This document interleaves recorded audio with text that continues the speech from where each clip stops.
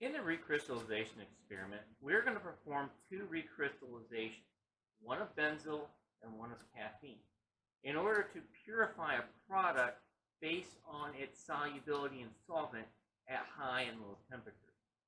In order to do this, we're going to first start by taking and massing out 2 grams of benzil on the balance. In order to do this, you'll take an empty beaker and place it on the balance. Then you'll take and hit the 0 button, so that way the mass of the beaker is 0. In this particular case, I'm using an Erlenmeyer flask, and off to the side I will add benzil by scoopula until I reach about 2 grams. In this particular case, 2.042 grams. This benzil I weigh directly into my beaker such that I will not have to transfer it after the fact. So I'm going to use this Erlenmeyer flask for recrystallization. I will then find a graduated cylinder and add 13 milliliters of ethanol to this beaker, like so.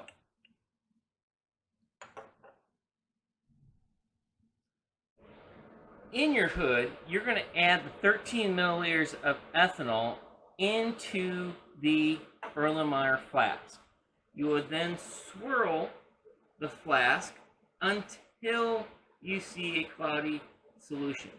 Ideally, we want all the benzil to dissolve. In order to do this, we must heat the ethanol to its boiling point at about 78 degrees in order to get the benzil to completely dissolve in the solution.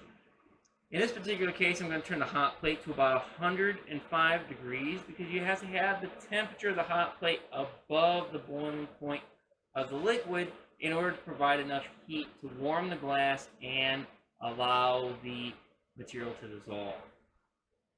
As you're going, you'll want to gently swirl this solution, and you want to keep heating this until it turns clear in color. This will take a few minutes, but eventually you will see the cloudiness disappear in your material.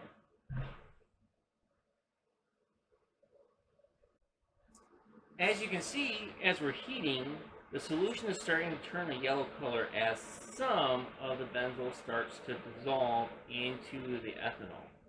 You'll notice that as the ethanol heats up, you can start to see the solvent vapor travel up the sides of the Erlenmeyer flask.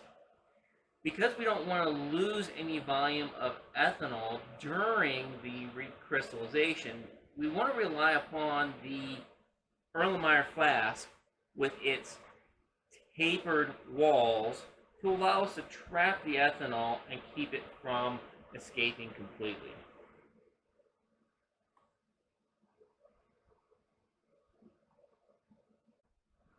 Once all the solid has dissolved, you'll notice that you have a clear solution. In order to get our crystals back, we must allow this to cool. First, we want to place this on the counter so that it will cool to room temperature. And then, after about 5 or 6 minutes, we'll put it in an ice bath. Here you can see another sample that we prepared that's already in the ice bath. You can see that the crystals have formed and are on the bottom, and most of the color has disappeared from the top layer of the mother liquor.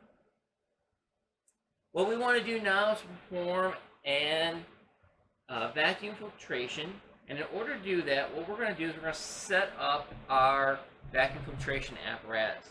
Here we have a Buchner with a piece of filter paper that we got from the front of the room, a rubber gasket, a side arm or vacuum Erlenmeyer flask that is secured to a ring stand using a clamp, and then a black hose that leads over to the house vacuum.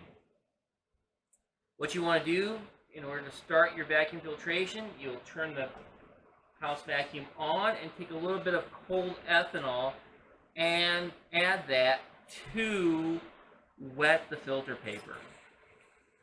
Once the filter paper is wet and it's pulled against the bottom, you'll gently pour in your contents of your Erlenmeyer flask into the Buchner.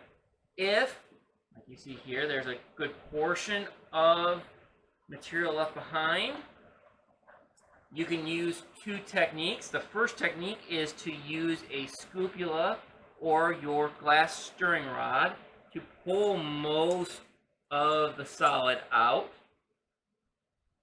like so.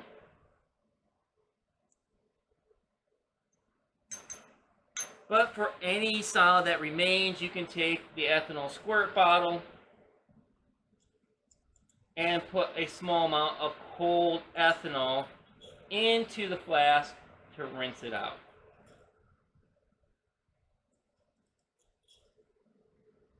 Try to make sure to get all the crystals out of the Erlenmeyer flask.